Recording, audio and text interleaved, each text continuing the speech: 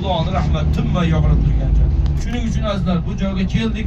Avvalo Alloh taborak va taolo hammamizni qalbimizdagi muhabbatimizni Robbil alamin ziyoda qilsin. Madina-i Munawvara. Madina-i Munawvara. Kecha Abdullah hukumi aytib bergan bu gaplarda. Balkim Munawvara qanday joy desa, Madina Allohning rahmati yog'ilgan, Rasululloh sollallohu alayhi vasallam maqtagan, biz Madinani yaxshi ko'ramiz, biz ham Madina bizni yaxshi ko'radi deganlar. Madina shunday bir shaharki, bizni yaxshi ko'radigan shahar. Mana shu shaharda yana bir joy bor. Yana Rasululloh maqtagan joy bor. Nima degan desa, Rasululloh aytganlarki, Uhud tog'i bor Madinada. Uhud bizni yaxshi ko'radi, biz ham Uhudni yaxshi ko'ramiz deganlar.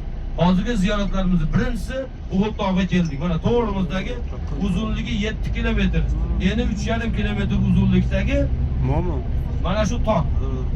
Bu joy Payg'ambarimiz sollallohu alayhi vasallam kelib bu joyda ko'p bir ta'sirotli hikoyatlarga sabab bo'lgan. Mana shu joyda Uhud g'azoti bo'lgan. Rasululloh sollallohu alayhi vasallamning qalbiga-yu jigariga ozor yegan joy. Shuning uchun biz aytamizki, Uhudga kelgan odam kulmasin deymiz. Uhudga kelgan odam kulishdan ehtiyot bo'lsin, chunki bu joyda Rasulullohning muborak yuzlariga dubulga sanchilgan joy. Estağfirullah. Ahli mushriklar bilan qattiq urush bo'lgan.